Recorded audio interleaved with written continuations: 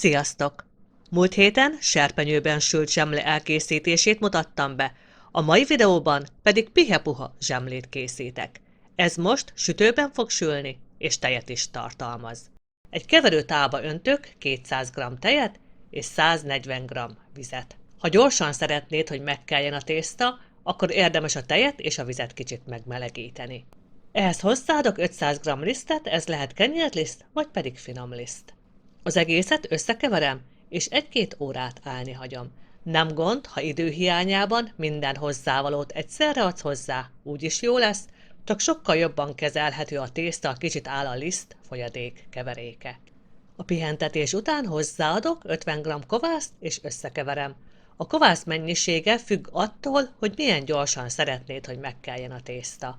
A kelési időt többek között befolyásolja a kovász aránya, az, hogy hány fok van a házban, és milyen a hozzáadott folyadék hőfoka.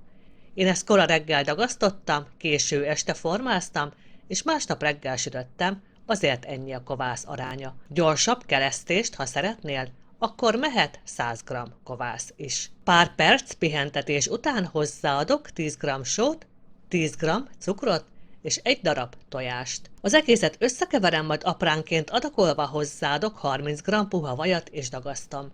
De ha nincs időd, akkor az is elég, ha csak jó alaposan összekevered.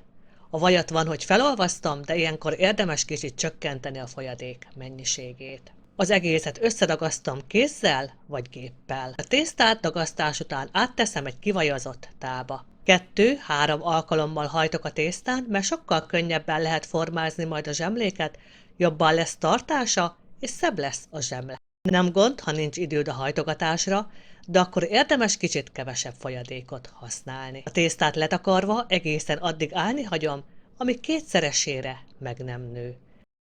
Ahogy látszik, nagyon szépen megkelt a zsemle tésztája, kellemes, paplanos tapintású. Egy lisztezett vágódeszkára óvatosan kiborítom a megkelt tésztát, kicsit megnyújtom, majd 12 egyforma darabra vágom.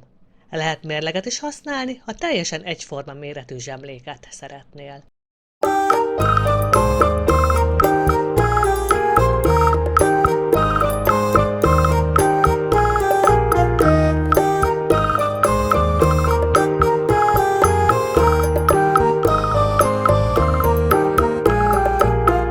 Ezt követően megformázom a zsemléket, hogy látjátok, szép kerek cipóim lettek.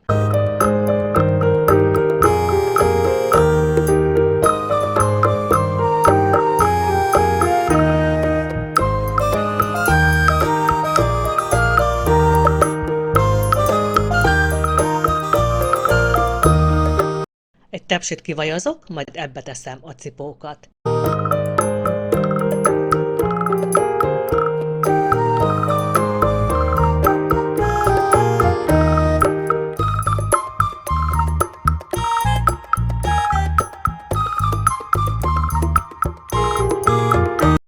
Egy tojást felverek, pici vizet hozzáadok, és ezzel bekenem őket.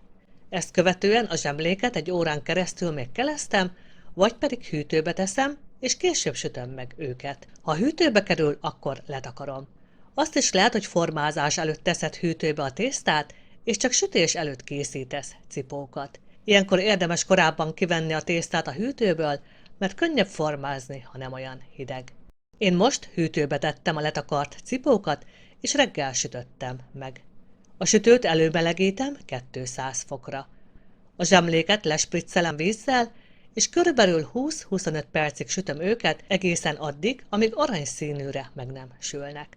Mikor kisültek a zsemlék, akkor vízzel lespriccelem őket, majd konyaruhával pár percre letakarom, így pihepuha, könnyen foszlós zsemléim lesznek. Nagyon könnyen szét lehet őket szedni.